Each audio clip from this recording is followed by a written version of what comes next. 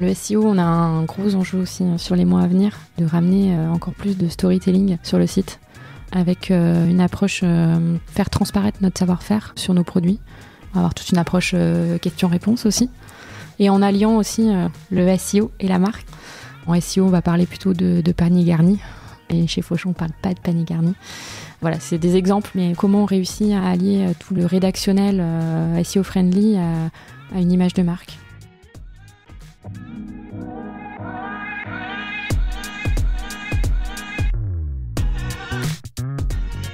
Bonjour, bienvenue dans Le Panier, le premier podcast e-commerce. Mes invités cartonnent et me livrent leurs secrets de réussite et les problèmes qu'ils ont rencontrés pour qu'on puisse, ensemble, apprendre à vendre mieux et plus. Mon engagement ici est simple, avoir une conversation sans filtre et sans faux semblants, et à ce que vous repartiez inspiré des succès, mais également des échecs, de mes invités avec les bons outils et les bons réflexes. Je suis Laurent Kretz, cofondateur de Cosa Vostra, agence digitale qui fait des sites incroyables et des strates de communication et d'acquisition sur mesure. On travaille pour des grands groupes comme pour des startups, en France comme à l'international, que ce soit pour lancer un site, refondre un e-commerce, développer un SaaS sur mesure, poser une strate de contenu ou repenser un business model. Contactez-moi sur lepanier@cosavostra.com ou LinkedIn et je me ferai un plaisir de vous répondre. Bonne écoute!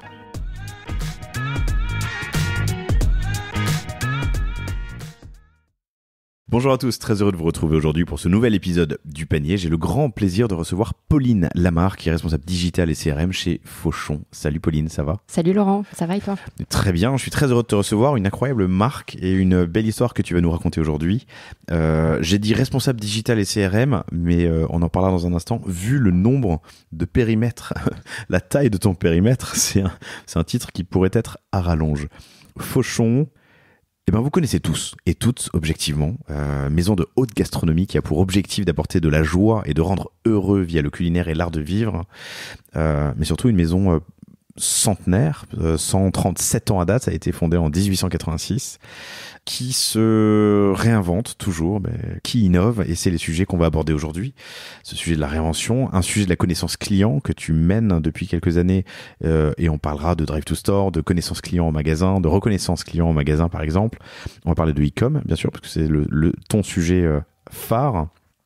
On va parler des enjeux de la marque et de faire vivre une expérience luxe, en tout cas premium, aussi via le digital et via la logistique. C'est un enjeu important pour Fauchon. On parlera d'international, on parlera de travel retail. On n'en a jamais parlé sur le panier et tu me diras l'importance du travel retail pour Fauchon. On parlera aussi des univers dans lesquels vous évoluez, les 4 principaux sujets qui sont le thé, les macarons, le chocolat et les cadeaux dans l'épicerie fine. Et on parlera aussi évidemment retail, puisque ça fait partie de votre stratégie de développement, ça a toujours fait partie de la stratégie. Bref, de nombreux sujets, je suis très heureux de te recevoir. Très heureuse d'être là.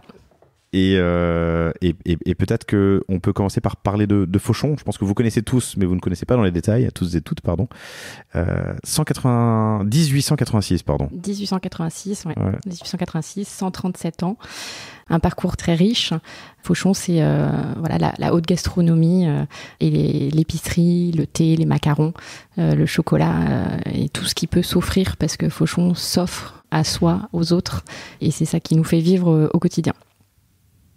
À la base, c'était... comment il s'appelait ? Auguste Fauchon. Auguste Fauchon, c'est ça ? Ouais. Qui avait un point de vente place de la Madeleine ? Un point de vente place de la Madeleine, ouais. Qui est arrivé en 1886 et qui s'est installé, qui a développé la marque en faisant découvrir aux Parisiens toutes les bonnes choses qu'ils pouvaient trouver lors de ses voyages, lors de ses rencontres. Donc ça a déjà, et dès le début, été une sorte de tampon de haute gastronomie, de choix, de sélection, de modération de produits. Hein. Une vraie sélection de produits, ouais, tout à fait. Et donc 137 ans plus tard, on est en 2023, vous avez traversé plusieurs cycles, hein, évidemment, en 137 ans forcément. Un cycle récent plus compliqué, comme tout le monde avec le Covid et le retail qui a pris un coup. Mais... aujourd'hui, les activités du groupe, parce que c'est un groupe. C'est un groupe Fauchon, ouais. Oui, tout à fait, avec des activités autour de l'art de vivre, puisque on va avoir une activité très retail, peut-être c'est celle qu'on connaît le plus aujourd'hui, et puis une activité aussi de restauration. Et puis depuis 2018, on a une activité d'hôtellerie avec 2 hôtels, un à Paris, place de la Madeleine, et puis un à Kyoto, et une ouverture prochaine à Riyad en fin 2024. Donc l'hôtellerie qui finalement est tout l'art de vivre Fauchon au sein du... Au sens large, ouais. Au sens large et au sein d'un même endroit. Et puis on a également une école, puisqu'on a une importance sur la transmission de savoir-faire, et une école en partenariat avec Neoma à Rouen. Donc la première promotion finit cette année, sa première année. Ça a ouvert quand ? 2022. Ok. Alors je comprends pourquoi une école sur la transmission, sur le savoir-vivre, dans une période de réinvention. Je prends des raccourcis, mais on y viendra après. Mais en gros, le Covid a eu un impact fort sur la boîte. Il y a eu un petit plan, il y a eu quelques boutiques ont fermé, dont le flagship. Dans cette période où il faut se réinventer tout en conservant, j'imagine, son ADN et sa culture forte, une école, c'est très loin de... Non, c'est pas très loin, parce que finalement, on a toujours été dans l'apprentissage. Les plus grands chefs sont passés par Fauchon, ont commencé souvent chez Fauchon. Donc c'est historique finalement, cette transmission. Ok. Et donc la partie F&B, Food and Beverage, dont tu as parlé, un café-restaurant et le fameux... le Grand Café, place de la Madeleine. Place de la Madeleine. Toi, ton sujet, c'est surtout sur la partie donc retail. Ton périmètre, c'est quoi ? Alors mon périmètre, ça va être tout ce qui va être marketing digital, acquisition, réseaux sociaux, influence, drive to store, web to store plutôt, et ensuite on va avoir toute la partie e-commerce, que ce soit vraiment la partie business, mais aussi la partie technique, et toute la partie relations clients, CRM, service client. Après je suis pas toute seule, j'ai une super équipe pour ça. Donc vous êtes combien ? On est 4 dans l'équipe. 4 dans l'équipe, c'est quand même pas mal de sujets. Ça fait pas mal de sujets. Combien chez Fauchon ? Dans la partie retail, du coup ? Dans la partie retail, on est une trentaine. Ok, très bien. En résumé, tu arrives à me parler des grands cycles de vie de Fauchon ? Des grands cycles que tu as pu observer, tu me disais que tu t'étais plongé dans l'histoire. Oui. Y a un premier cycle jusqu'à l'après-guerre, un cycle vraiment Fauchon avec la famille Fauchon. Un deuxième cycle de vraiment développement sur l'international, la deuxième partie du siècle. Et puis un troisième cycle depuis 2020 avec l'arrivée de Michel Ducrot en actionnariat. Et finalement aujourd'hui... Ça date de 2020 2004, pardon. Oui, 2004, pardon. Ok, ouais. Les années 2000-2004. Ouais. Et finalement, le Fauchon qu'on connaît aujourd'hui, le glamour, le féminin, c'est les années 2000. Ok, une responsabilité forte, hein. Fauchon. Tu vois, le poids de la marque, alors tu me dis une trentaine de personnes, moi ça me surprend, parce que Fauchon, j'ai l'impression on vous connaît depuis, tout le monde vous connaît en France, j'imagine. Et on surtout, a une très très belle notoriété, oui. Ouais, et une responsabilité, un petit peu. Tu vois, tu te portes un trésor, un héritage quand tu développes Fauchon. Ça reste une marque, du patrimoine français quand même. Donc, donc effectivement, il y a un enjeu dans tout ce qu'on fait pour être à la hauteur de la marque, ça c'est sûr. Pour mieux comprendre la marque, tu peux me parler un peu des opérations. Il y a des choses qui sont sous licence, il y a de la vente indirecte, il y a de la franchise. Alors on a toute une partie de vente en direct, donc que ce soit le e-com, notre partie cadeau d'affaires aussi, où finalement on va être missionné par des entreprises pour diffuser du cadeau à leurs salariés ou pas. On a des boutiques en propre, et sinon on va avoir effectivement une volonté de nous développer en partenariat avec des franchisés à travers le monde, au grand export, et également une partie licence, puisque notre marque elle est également distribuée en licence, que ce soit au Japon, en France sur certains produits. J'imagine que vous allez chercher des partenaires, mais il y a peut-être aussi des partenaires qui viennent à vous. Ça peut arriver, ça arrive. Comment est-ce que tu sélectionnes, comment est-ce que tu choisis? Ça peut arriver. Un cahier des charges assez strict sur la marque, surtout. En tout cas, dès qu'on a un partenaire, nous, notre souhait est quand même de garantir l'image de marque, quoi qu'il arrive. Donc, effectivement, dans la sélection du partenaire, ça va être très important. Ok. Et dans la sélection des produits? Et dans la sélection des produits. Je produis une huile d'olive exceptionnelle et j'aimerais bien mettre Fauchon dessus. eh ben, C'est possible. C'est le chef qui en décidera. D'accord, Sébastien Monceau, dont on parlera, enfin dont on peut parler d'ailleurs. Dont on peut parler, effectivement, puisqu'il est lui, finalement, le garant de cette sélection produit et des recettes des produits que vous pouvez retrouver sur le site. En fait, c'est lui qui a le poids le plus lourd à porter. C'est l'Auguste Fauchon d'aujourd'hui. C'est lui qui choisit les produits. On peut dire ça. Qui les valide. Ok. Sébastien Monceau, vous pouvez les chercher sur Internet. Et donc, c'est lui qui valide tous les produits, mais j'imagine aussi les recettes, tout ce qui se passe à table. Exactement. Dans l'univers Fauchon, donc les cafés, les hôtels. Exactement, c'est-à-dire que nous, à travers le monde, dans nos cafés et restaurants, on va avoir des chefs, hein, et puis tout ce qui va sortir de ces restaurants, c'est validé par le chef, par Sébastien Monceau, pour garantir, en tout cas, que c'est conforme à ce qu'on veut pour la marque. Ok. Donc des ventes directes, quelques ventes via d'autres ventes via des partenaires, des franchisés et de la licence. Au total, je crois, vous communiquez dessus, une centaine de millions d'euros en déployés. C'est ça. Donc c'est du sell-out, c'est la valeur totale des produits Fauchon achetés dans le monde. Exactement. Ok. 100 millions. En croissance stable, comment ça évolue? En croissance depuis 3 ans. Depuis 3 ans. Depuis la réinvention, on va dire. Ok. Exactement. Cool. En termes d'univers, les produits phares. On va avoir 4 grands univers chez Fauchon. Le thé, le macaron, le chocolat et toute la partie cadeau. Après, aujourd'hui, tout s'offre. C'est ce qu'on veut, en tout cas, que on peut offrir du thé, on peut offrir un écrin de chocolat. Et on va avoir à cœur, en tout cas, que tous nos produits puissent vraiment s'offrir. Ok, plus que de la consommation directe ? Alors, je ne sais pas si j'oppose les deux, mais tu vois ce que je veux dire ? J'opposerai pas les deux, parce que s'offrir... on peut s'offrir à soi-même. On peut s'offrir à soi-même. Et donc, j'opposerai pas les deux. Et par contre, on le voit, nous, en tout cas sur la partie e-commerce, on va avoir quasi 70% de nos commandes qui sont à destination d'un cadeau. Ça t'impose, on en parlera tout à l'heure quand on parle marketing, mais de suivre des rythmes, des marronniers au cours de l'année. T'as un enjeu d'en sortir ou pas ? Il y a forcément un enjeu parce que plus on condense les choses, plus en termes de logistique c'est compliqué.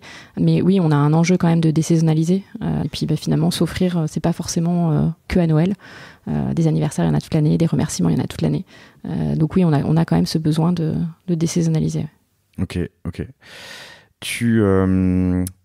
Donc thé, macarons, chocolat et cadeaux au sens large de toute l'épicerie fine dans les magasins et 70 points de vente, on y viendra tout à l'heure, et sur le e-com. 500 refs en tout, c'est ça ? Oui, sur le site à peu près, oui. Sur le site ? Sur le site. Ok. Et en boutique ? Moins du coup ? Plus ? En boutique, ça va dépendre des boutiques. Ouais. Parce qu'on va avoir des boutiques qui vont proposer toute notre offre, et on a des boutiques qui vont être par univers, puisque on a des boutiques thé et infusion qui vont principalement proposer la partie thé et de l'infusion personnalisée, et une petite sélection qui se consomme avec le thé. Épices ?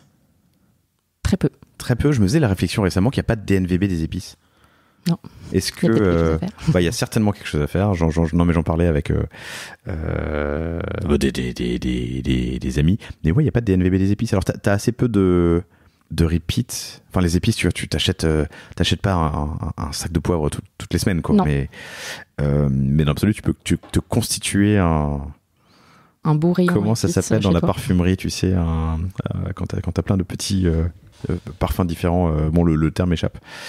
Mais ok. Et je réfléchissais aussi à de la diversification. Au-delà de ces 4 univers, vous avez en cours, je crois, un sujet autour des airs de la table. Oui, tout à fait. Tout à fait. On va avoir une gamme sur l'art de la table. On va pouvoir proposer de la vaisselle, de la verrerie, des couteaux de cuisine. Ça arrive bientôt en ligne. Ouais. Donc là, de la même manière, vous sélectionnez, validez un partenaire et ce sera du. C'est du Fauchon. C'est du Fauchon. Et la question que je me posais du coup, est-ce qu'on pourrait imaginer trouver d'autres produits qui ne sont pas fauchons mais qui représentent l'art de vivre et qui remplissent la mission, apporter de la joie et rendre heureux via le culinaire et l'art de vivre, mais pas estampillés fauchons? On se l'interdit pas. Ok. Ça peut se réfléchir sur l'avenir pour essayer d'étoffer, mais toujours avec une caution et une sélection par le chef. C'est-à-dire que ça sera sa sélection de produits qu'il a pu, lors de lui aussi dans ses voyages, découvrir et du coup faire découvrir du coup à nos clients des produits autres que fauchons, mais et qui ne cannibaliseraient pas avec les mêmes marqueurs. Ouais. Mais si je vais un peu plus loin dans la réflexion et je réfléchis à haute voix, mais là du coup t'es à l'intersection entre la marque Fauchon et ce qu'elle représente et la mission de Fauchon d'apporter du bonheur et de la joie via le culinaire et l'art de vivre. Si tu vends une huile XYZ sur ton site parce qu'elle a été sélectionnée mais qu'elle n'est pas Fauchon, à quel moment c'est des sujets intéressants. Le poids du tampon Fauchon et le... Après, les gens viennent chez nous pour la marque aussi. Ouais. Faut derrière qu'il y ait une vraie raison, en tout cas, à avoir un produit qui ne serait pas Fauchon. Mais la marque est vraiment importante et les gens offrent Fauchon. Pas plus, mais en tout cas au même titre que le produit, en fait. Ouais, ok, je comprends. J'aimerais parler de la distribution et on va aborder plein de sujets dans ce cadre. Je me permets de résumer, mais tu le feras peut-être mieux que moi. Donc il y a une période un peu difficile dans les années lors du Covid. Vous avez fermé le flagship qui était place de la Madeleine et réduit les effectifs de manière assez forte, mais ce qui vous permet de vous réinventer et de relancer peut-être de lancer depuis 3 ans en tout cas une nouvelle ère. Oui, Fauchon. Une nouvelle ère, un beau rebondissement. Un beau rebondissement. Et finalement, à la fois une croissance et une rentabilité, ce qui est assez important. Oui, c'est important. Aujourd'hui, 70 points de vente, c'est ça ? À travers le monde, oui. À travers le monde. Raconte-moi un peu, il y en a, ce qui est en propre, ce qui est en franchisé, ce qui est avec des partenaires. On est vraiment presque partout. On a une belle dominante en Asie et particulièrement au Japon. Le Japon, depuis 50 ans, on est présent sur ce territoire. On a une actrice qui a un jour inventé le thé Fauchon lors d'une émission télé. Et depuis, il y a 50 ans un peu moins quand même, okay. 50 ans, et depuis c'est une vraie histoire d'amour avec le Japon. Donc on est très présent là-bas. Moyen-Orient aussi, on a pas mal de points de vente là-bas. Et puis en Amérique du Sud également, sur la partie grand export. Et en France, on va avoir... on est en cours de redéploiement sur la France. On a 4 magasins en propre avec une ouverture... incessamment sous peu. Je crois que l'épisode sort le 21 juillet, dans un mois. Alors, ça sera ouvert. Ce sera ouvert. Où ? Rue de Bretagne. Rue de Bretagne. Voilà. Vous pouvez aller y faire un tour, mais vous pouvez surtout aller voir la boutique aussi, place de la Madeleine, pour voir ce nouvel univers noir-blanc. C'est intéressant. Ouais, exactement. Alors vous pouvez le voir si vous allez place de la Madeleine, mais vous pouvez aussi, je l'ai trouvé tout simplement en tapant Fauchon dans Google Maps, et vous avez bien fait votre boulot, parce que le Google My Business, il y a cette belle photo de la boutique. C'est un nouvel univers retail. C'est un nouvel univers. Une évolution de l'univers. Exactement. C'est un univers sur lequel on veut se développer. Après, le thé, finalement, c'est le produit qu'on le vend le plus. En tout cas, au global, Fauchon. Et c'est effectivement un univers de déploiement physique qu'on souhaite accélérer. Ok, pardon, je repense aux épices, mais c'est vrai que donc, Ducros, les épices, entre autres, est au Capital, c'est ça ? Oui. Ok. Alors, c'est plus les épices, mais c'est Michel Ducros. C'est-à-dire ?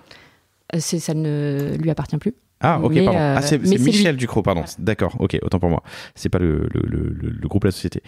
Attends, je reviens sur le Japon. Donc, une actrice un jour, c'est intéressant ça, vente les thés Fauchon. Le thé à la pomme. Le thé à la pomme. C'est notre meilleure vente au Japon. Et ça, c'était il y a 50 ans je ne saurais pas te dire exactement, mais oui, pas très loin. Ouais. Et du coup, ça a permis de développer l'international au Japon avec un partenaire déjà à l'époque, toujours un partenaire fort, Takashimaya, okay.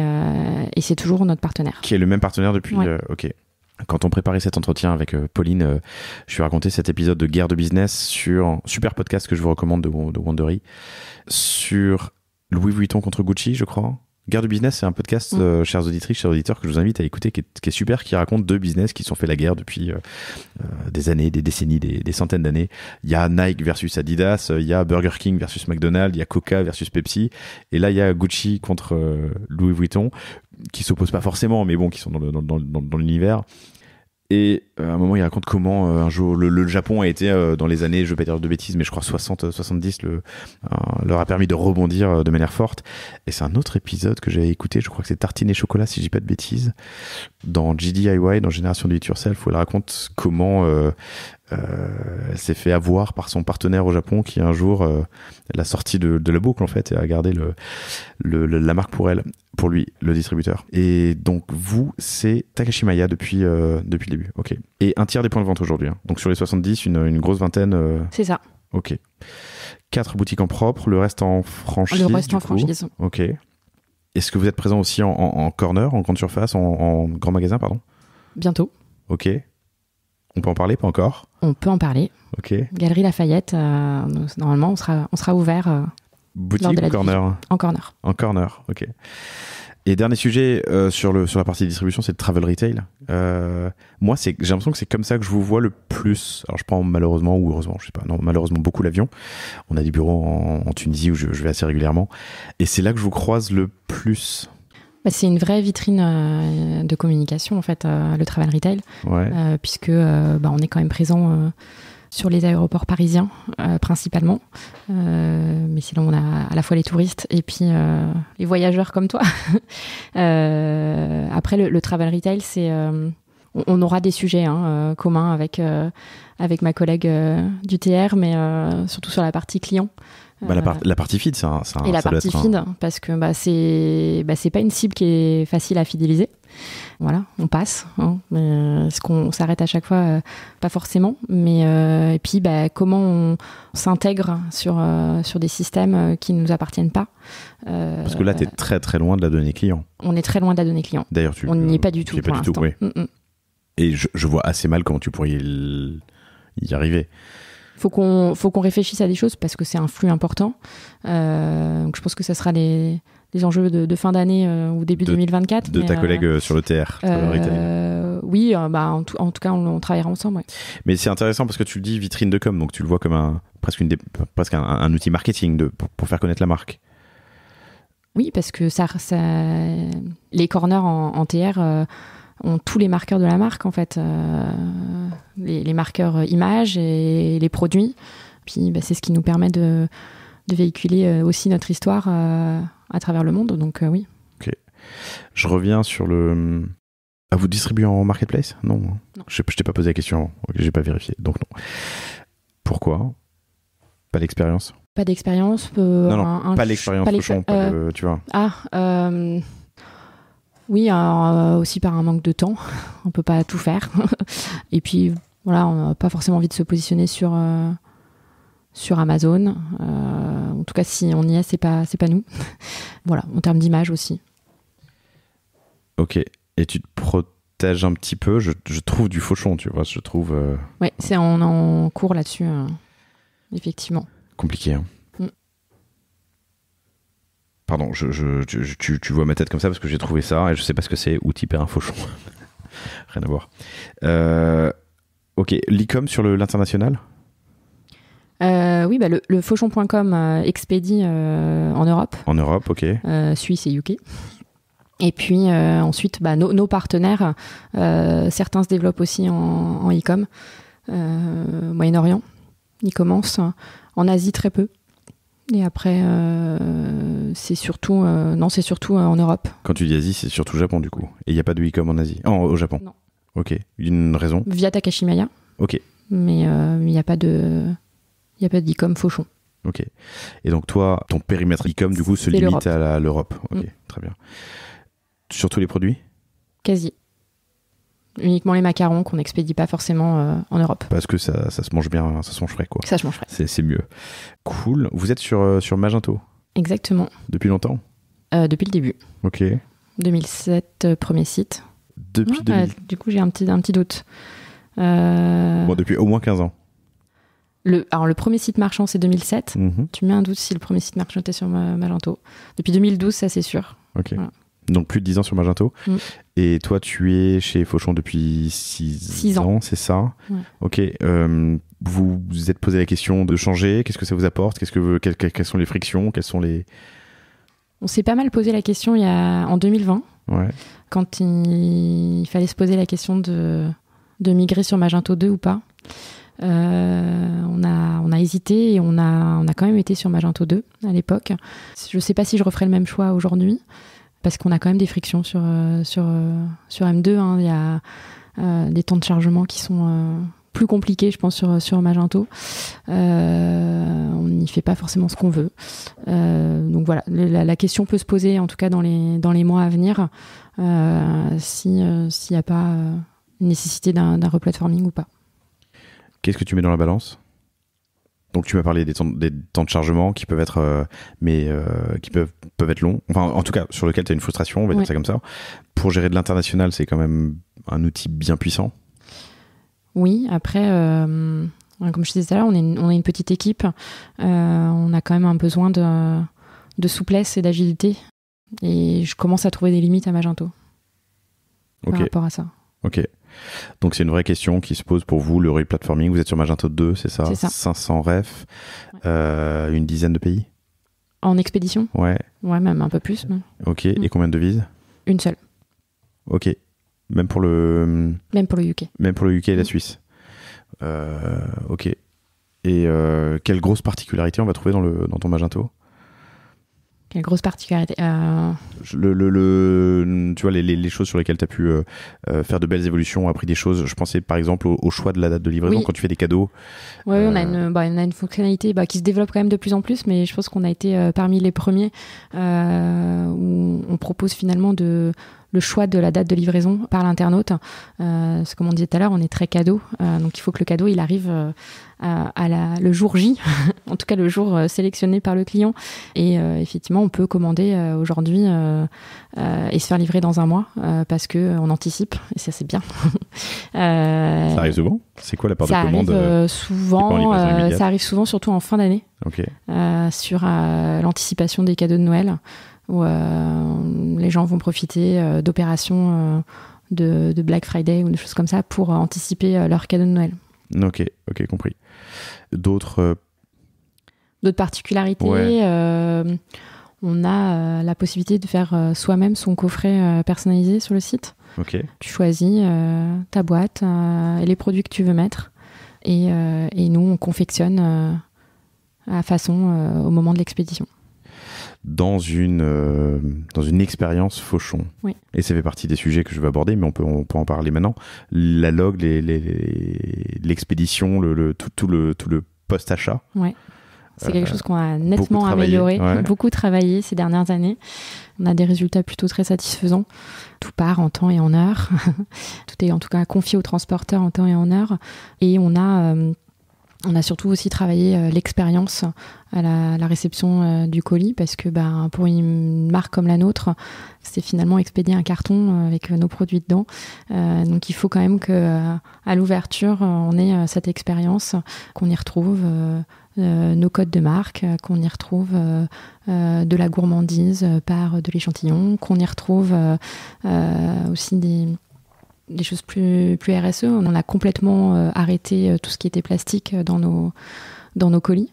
Donc voilà, on essaie d'expédier en zéro plastique. Et ça, c'est une belle avancée. On l'a dit tout à l'heure, vous avez une grosse notoriété. Les gens connaissent Fauchon. Tu connais ton taux de repeat? Oui, on est sur un 5, un 6 sur l'année.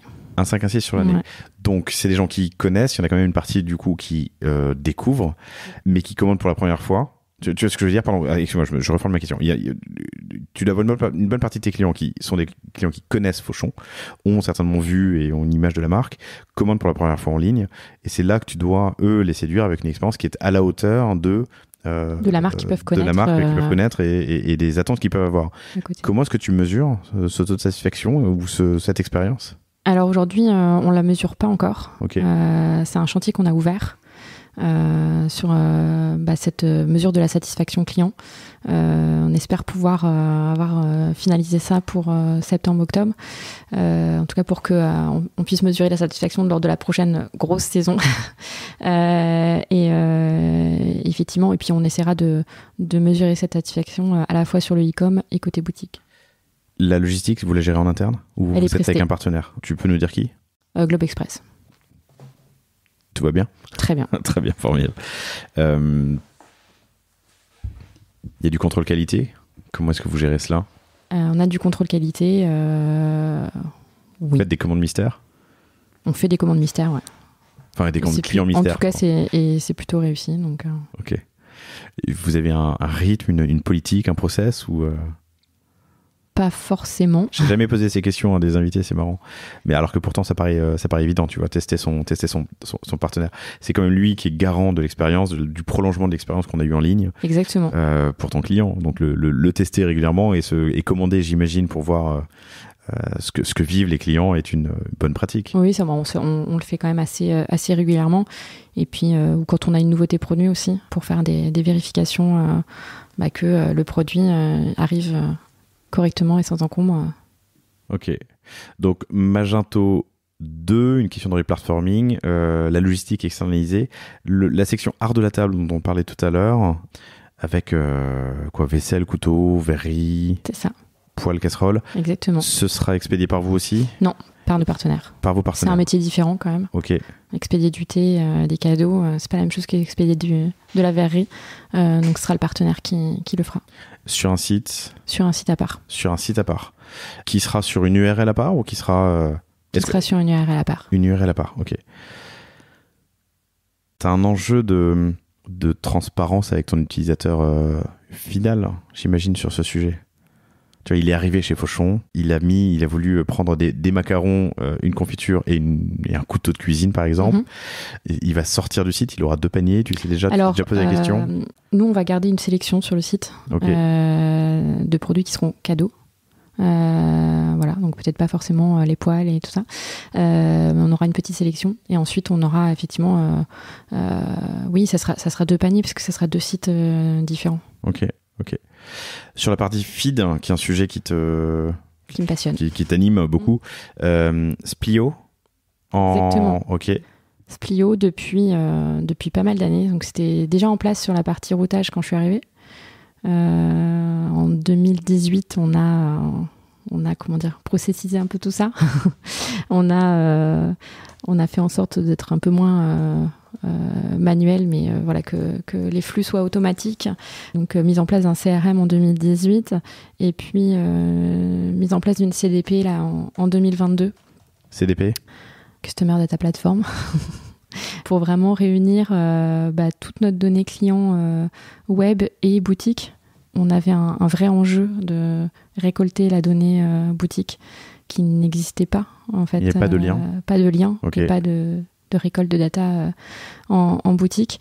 Voilà, je me suis cassé un peu les dents pendant quelques années, mais ça y est, c'est bon, c'est fait. Et du coup, nos boutiques aujourd'hui sont reliées à notre CRM. Vos boutiques, les 4 boutiques en propre? Les 4 boutiques en propre. Plus les corners que vous allez gérer, j'imagine? Exactement. Ok. Reliés à la boutique?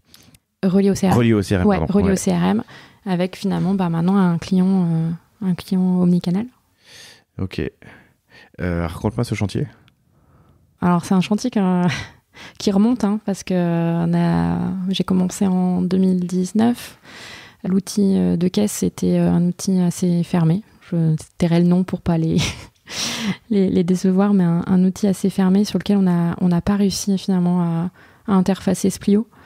Après je passe mes fermetures des boutiques, donc ça a retardé un petit peu les choses. Et puis du coup on a nouvel outil système de caisse en 2022 avec la garantie que derrière il y avait un interfaçage possible. Quel outil? Orchestra. On a réussi finalement maintenant à faire en sorte que en magasin on puisse récolter les informations de notre client et puis unifier. Comment tu les récupères? C'est une adresse email? C'est une adresse email. Ok. Email, nom, prénom. Et ensuite, nous, on les retravaille derrière. C'est demandé en caisse. C'est demandé en caisse. Tu connais le taux de réponse? Le taux de réponse, alors on commence, hein, c'est depuis début d'année 2023. On a entre 40 et 50% de taux de réponse pour l'instant. Ok. Pardon, je suis surpris, je m'attendais à moins. 40 et 50% de taux de réponse. On commence à avoir on a surtout des équipes terrain qui sont motivées et qui ont compris l'enjeu maintenant de ces informations clients. Comment? Formation, accompagnement, outils? Insistance de ma part. Ok. Incentive? Pas pour le moment. C'est des choses qu'on mettra peut-être en place. Ils gagnent rien à insister pour avoir l'adresse email. Ils gagnent le fait que nous, derrière, on va mettre en place des communications les renvoyant vers les boutiques. Ok. Chose qui n'existait pas. Et ils sont incentivés sur le chiffre de la boutique, sur le... Ouais, je crois. Ok. Ils font ça en caisse? Ils font ça en caisse. Donc j'arrive en caisse, on me demande si je veux bien donner mon email pour... quel est l'argument? Pour continuer à avoir de l'information sur Fauchon et participer aux prochaines expériences. Parce qu'on a quand même pas mal d'expériences en boutique. C'est quoi une expérience? Dégustation, découverte d'un domaine viticole, dégustation de produits. Ok. Par exemple. Donc, une incentive pour le client final pour qu'il laisse son adresse email. Il la laisse et toi, ça te permet de tout récupérer dans ta CDP. Exactement. Qui n'est pas dans ce Splio? Si. Qui est dans ce Splio, ouais. Ouais. Qui est dans ce Splio. Et du coup, d'animer ton client et potentiellement de le renvoyer vers la boutique. Et tu crées de la vie autour de la boutique. Exactement. Et puis, ou sur le site. Ouais. Et puis inversement, l'idée, c'est aussi de demain de renvoyer nos clients web vers les boutiques. Et dans ce sens, comment est-ce que tu procèdes? Web vers boutique, ouais. Sur des zones de chalandise où finalement, au moment où on va avoir une expérience en magasin, les informer que à la boutique d'ici les Moulineaux, il y a une dégustation parce qu'on a fait venir un domaine et voilà, on les informe à ce moment-là. Est-ce que tu pousses aussi à récupérer sa commande en magasin? Ça fait partie des options, j'imagine? Ça fait partie des options. On fait très peu de click and collect. La fonctionnalité existe. On en fait très peu. On en fait au moment des marronniers. C'est-à-dire que tu vas avoir la fête des mères et finalement, les 3-4 jours avant la fête des mères, on va avoir quelques commandes click and collect. Mais c'est vraiment, ça reste marginal. Après, c'est des choses qu'on va essayer de pousser davantage avec l'ouverture là, des 2 nouveaux points de vente. Les 4 points de vente, c'est actuel? Ou ça inclut les 2 prochains? En propre, ouais. Ça inclut les 2 prochains. Ça inclut les 2 prochains. Et quel est l'objectif d'ailleurs sur le nombre de points de vente? Il y a un objectif qui est posé? Non, il n'y a pas d'objectif posé. Ça se fait à l'opportunité. L'opportunité du pas de porte et à voir. Ok. On est passé rapidement dessus tout à l'heure et je vais pas insister, mais il y avait un point de vente qui était le flagship Fauchon dans lequel Auguste s'est installé en 1886 que vous avez fermé malheureusement. Vous avez fermé 2 points de vente pendant le Covid. On a tous été touchés et le retail particulièrement. Et je me posais la question pendant qu'on préparait cet entretien de l'importance d'avoir un flagship quand on est une marque à renommée internationale, luxe premium. Je pense à Tiffany sur la 5e avenue, Cartier sur la 5e avenue. Il y a le flagship. On peut vivre sans? Aujourd'hui, on fait 100 depuis 3 ans. La question se pose. Après, c'est pas encore acté de savoir si on aura de nouveau un flagship ou pas. On a quand même une volonté de se développer sur des surfaces plus petites, avec des univers bien marqués, comme on peut le faire là sur le thé et l'infusion. Donc c'est à voir, mais en tout cas on fait 100 depuis 3 ans. Et en fait je réfléchis, mais ma question est idole, parce que tu l'as le flagship, t'as le grand café, pardon. Le flagship, ça va être au niveau de l'hôtel. Qui est visible, et t'as l'hôtel. Finalement, aujourd'hui, Place de la Madeleine, tu vas avoir l'hôtel, le grand café, la boutique thé et infusion. Au sein de l'hôtel, il y a aussi une partie retail. Et finalement, tout est là. Tout l'art de vivre Fauchon est là. Donc pas forcément besoin de ce fameux flagship, quoi. Non. De ce flagship comme on l'entend. Je reviens aux outils log. Donc tu as vraiment mis en place une approche de feed omnicanal, fidélisation omnicanal. Tu arrives à l'étendre aux autres points de vente que vous n'avez pas en propre? En tout cas, en fonction des partenaires. En France, nos partenaires sont de la partie. Donc, oui. Ils ont bien compris ce qu'ils avaient et ils gagnaient. Exactement. Ok. Et à l'international ? L'international, pour l'instant, c'est pas encore adressé. Faut qu'on voit. Parce que du coup, on est sur le grand export. Donc tu dépasses aussi le .com, donc faut qu'on y réfléchisse. Pour comprendre un peu le tableau, tu m'as dit 70 boutiques, un tiers au Japon, ensuite Moyen-Orient et Amérique au pluriel. Oui. Il y en a en Europe ? Oui, en Europe. Il n'y a que la France. Alors on est beaucoup présent en France, on est présent en Suisse aussi. Ok. Mais c'est tout. Et en travel retail ? Et en travel retail. Uniquement Paris ? Paris, Lyon. Paris, Lyon. Ok. Vous connaissez votre notoriété à l'international ? Si je parle à un Américain ou à quelqu'un qui habite au Moyen-Orient de Fauchon, il connaît ? Ils nous connaissent. Ils vous connaissent. Ok.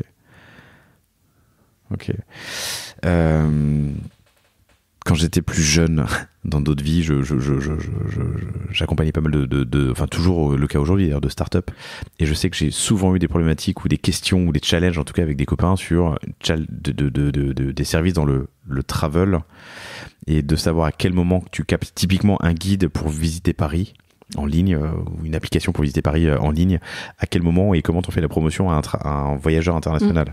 Et j'étais du coup en train de faire le parallèle avec Fauchon en me disant, est-ce que tu achètes Fauchon, est-ce qu'il faudrait à JFK ou Dubaï une boutique Fauchon à l'aéroport, tu vois, est-ce que tu apportes du Fauchon ou tu pars avec du Fauchon? En gros, c'est ça la question d'ailleurs. Et du coup, je me pose la question des enjeux de ta collègue qui est sur le TR, sur le travel retail. Où est-ce que tu poses une boutique Fauchon? Tu vois, puisque c'est du cadeau. Donc en vrai, c'est en quittant la France que j'aurais envie de rapporter ça. Sur des aéroports aussi où il y a pas mal de connexions, il peut y avoir un intérêt. Okay. Donc effectivement, Moyen-Orient, c'est un bon point. Splio, la log avec un partenaire Globex? Ouais, Globex. Ok. La fidélité, on en a parlé. Le PIM? Maison. Ok. Développement sur mesure? Oui. Pourquoi? T'en as hérité ou c'est ton choix? Alors, non, j'en ai pas hérité. C'est pas moi qui le gère. C'est le même partenaire avec lequel je travaille sur le site qui l'a développé. Ok. Pourquoi vous êtes parti sur du sur mesure? Bon, peut-être que les outils... Parce que sur le moment, c'était quand même... Enfin, j'allais dire c'était plus simple. Non, pas forcément. Parce qu'on le fait grandir au fur et à mesure de nos besoins. Donc ça, c'est plutôt chouette. Moi, je l'ai pas mal poussé aussi en arrivant parce que à l'époque, les choses étaient rentrées dans le PIM et puis on ressaisissait dans Magento. Donc ouais, j'ai pas mal... Pauline a un grand sourire un peu gêné en disant ça, mais je te rassure, la moitié des gens qui nous écoutent, je pense, fait la même chose. Donc moi, j'ai essayé d'automatiser ça. Okay.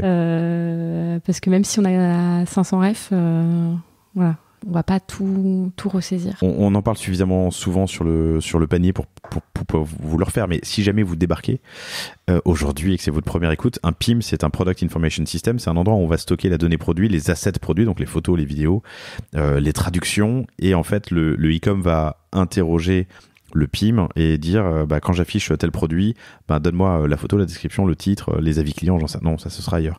Mais voilà, et ça permet d'avoir une gestion centralisée et surtout d'avoir une base qui va alimenter non seulement l'e-com, mais potentiellement des marketplaces, des comparateurs, du Google Shopping, et ainsi de suite. Donc ça vous permet de créer une brique produit qui est indépendante, un peu comme quand on parle de microservices et qui peut communiquer avec différents endpoints, différents outils. Donc développé en interne. Et maintenant, il n'y a qu'une seule base. Et on n'a qu'une seule base produit. Alors après, on avait aussi une base dans le RP. Et le PIM communique avec le RP. Et à l'avenir, tu me dis qu'il y avait une question de replatforming pour Magento 2. Est-ce que le PIM, il y en a une?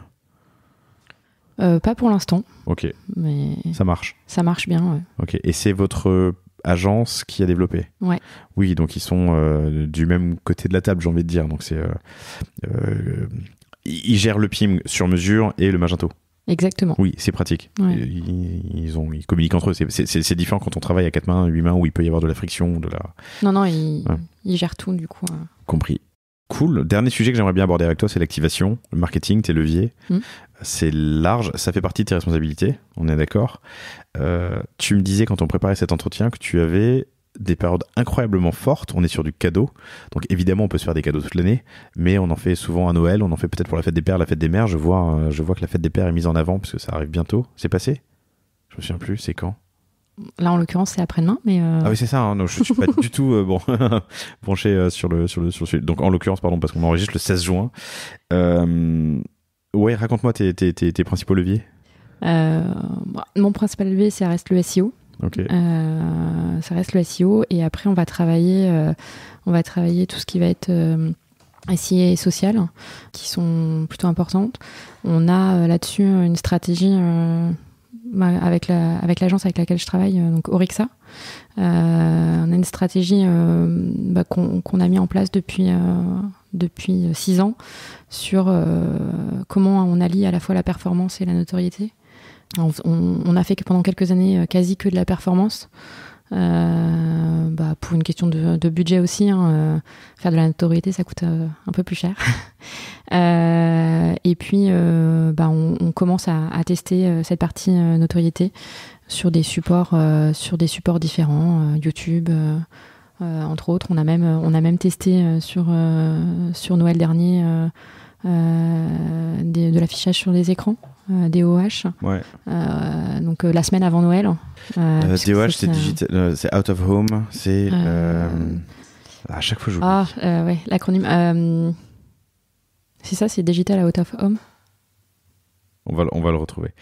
Et alors, avec quel résultat pour ces tests ? Avec des résultats plutôt encourageants, puisque on a chaque spot touche un peu plus de 5 personnes, donc c'est un peu au-delà des moyennes. Des moyennes, ouais. Ok.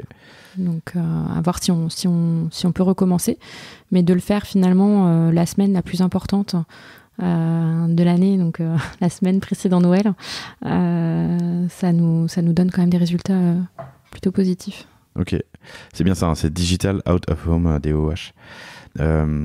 Ok, donc une strat à tous les niveau du funnel, c'est ça. De la noto jusqu'à la perf, et le SEO, comment vous le travaillez, sur quel thème, sur quel sujet? Alors le SEO, on a un gros enjeu aussi sur les mois à venir, de ramener encore plus de storytelling sur le site. On a vraiment ce besoin, et c'est des choses qu'on a commencé là depuis quelques mois et qu'on continue univers par univers, et qui montrent des résultats. Avec quelle approche, quelle stratégie? Avec une approche faire transparaître notre savoir-faire sur nos produits. On va avoir toute une approche question-réponse aussi, plutôt intéressante. Mais voilà, en tout cas, il faut qu'on arrive à transmettre notre savoir-faire produit et notre savoir-faire marque sur le site. Tout en restant très fort sur la marque, justement. Ouais. Et en alliant aussi le SEO et la marque. Pas toujours évident, parce qu'en SEO, on va parler plutôt de panier garni. Et chez Fauchon, on ne parle pas de panier garni. Voilà, c'est des exemples, mais voilà, comment on réussit à allier tout le rédactionnel SEO-friendly à une image de marque. Je cherche en fenêtre anonyme un panier garni. Il y a du monde, hein. Il y a du monde, oui. Ok. De la même manière, enfin, je réfléchis à haute voix, mais pour continuer de faire briller Fauchon en France et à l'international, de la même manière que ça a brillé dans le passé, en faire continuer en tout cas de rester une icône et un réflexe. Est-ce que vous faites de l'influence? Est-ce qu'on place Fauchon dans des films, dans des séries? J'ai pas regardé Emily in Paris, mais est-ce qu'elle est passée chez Fauchon? Non. Ok, mince, exactement. Alors, de l'influence, on en fait pas forcément dans des films et des séries, mais oui, on en fait aujourd'hui avec des résultats plutôt intéressants. Ok, quels outils, quel levier? Sur de l'influence sur Instagram, pas mal. On a travaillé l'année dernière vraiment des ambassadrices avec lesquelles on a été sur du contenu co-créé avec elles. Ok. Et pas mal d'échanges aussi avec le chef. Toujours cette Sébastien transmission. Monceau, hein. Toujours cette transmission. Et effectivement, on est, sur l'influence, on essaie de faire en sorte aussi que nos produits qu'on souhaite offrir, hein, on souhaite que nos produits s'offrent, ça soit de même sur la partie influence. En tout cas, que le message véhiculé soit Fauchon peut s'offrir. Fauchon peut s'offrir.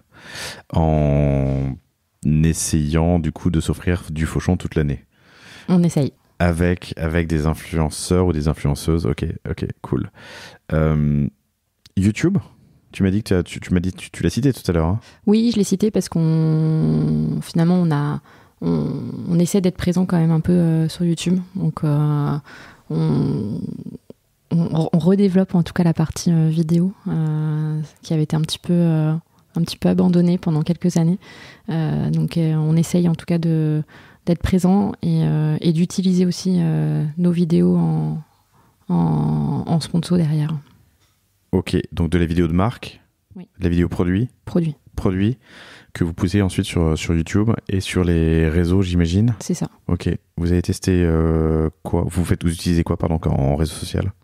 On va utiliser Instagram, Facebook, donc tout ce qui va être méta, Pinterest, que j'ai repris aussi il y a quelques temps. On s'est lancé sur TikTok très récemment, donc c'est les balbutiements, mais on y est. Voilà. Je t'ai pas demandé, mais j'aurais pu commencer par ça. C'est quoi le persona ? C'est quoi le profil type de l'acheteur, l'acheteuse ? Il y en a un. Il doit être varié. Hein. Il est varié. Il est varié. Après, aujourd'hui, on a, en tout cas sur le site, finalement, l'acheteur est assez jeune par rapport à l'image qu'on peut avoir, puisqu'on va avoir plus de 60% de notre trafic qui a moins de 45 ans. Ok. Et ensuite, on est un peu plus femme que homme, mais très peu. Très peu quand même. Ok, compris. Cool. Vous avez des ambassadeurs ? Dans l'influence, tu vois, si on va un cran plus loin, est-ce qu'il y a des ambassadeurs Fauchon ? Est-ce qu'il y en a eu dans le passé ? Il y en a eu dans le passé, on n'a pas forcément réitéré sur l'année. Après, on a des gens avec qui on travaille assez régulièrement, des influenceurs qui sont plutôt food. Ok, bien sûr. Avec qui, et nous et le chef, essaient de construire un relationnel. Donc on retrouve assez régulièrement, avec lequel on est ravis d'échanger sur des nouveautés produits. Krug a un superbe champagne qui se trouve, qui a choisi Cosa Vostra pour l'accompagner dans sa communication. Mais Krug fait des dîners au Krug avec des grands chefs étoilés qui réinventent des recettes autour d'ingrédients uniques.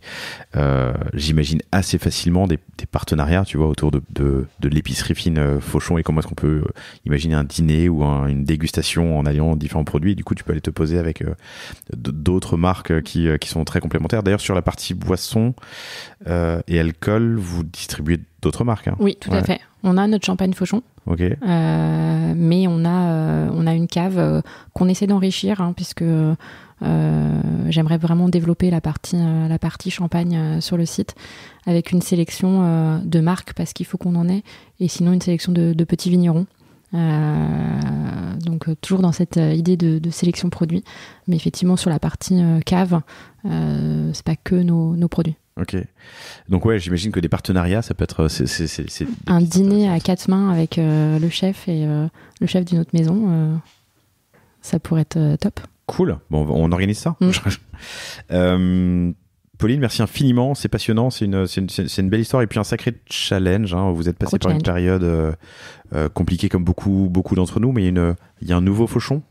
Il y a un nouveau Fauchon. Il y a un Fauchon digital. Donc on a beaucoup d'enjeux. Voilà, la partie client, la partie satisfaction client et dans les mois à venir. Donc on va s'atteler à ça. Cool. Merci infiniment. Merci à toi, Laurent. D'avoir accepté de participer au panier. C'était ton premier podcast. Premier podcast. Ça s'est très bien passé. Pauline Lamare, Lamare, Le Cerf sur LinkedIn, mais je pense que je ne sais pas s'il y en a d'autres. Si vous voulez prolonger la conversation avec Pauline, n'hésitez pas du coup sur LinkedIn, et évidemment allez faire un tour sur fauchon.com pour comprendre tout ce dont on s'est parlé, et puis au Grand Café, à la boutique, à l'hôtel, partout quoi. Exactement. Merci Pauline. Merci à toi. Merci à tous, à bientôt. Salut. Merci d'avoir écouté cet épisode du panier jusqu'au bout, j'espère qu'il vous a plu. Si c'est le cas, abonnez-vous pour ne rater aucun épisode, parlez-en autour de vous et surtout laissez-moi une note et un commentaire 5 étoiles sur Apple Podcast.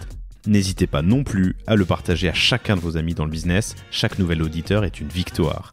Si vous avez besoin de lancer ou refondre votre site internet, de créer un Shopify ou un WooCommerce, de performer avec une stratégie de contenu efficace, n'hésitez pas à me contacter à l'adresse lepanier@cosavostra.com. On se fera un plaisir de vous répondre. Et enfin, et surtout, inscrivez-vous à la newsletter du panier sur lepanier.io. À bientôt pour un prochain épisode.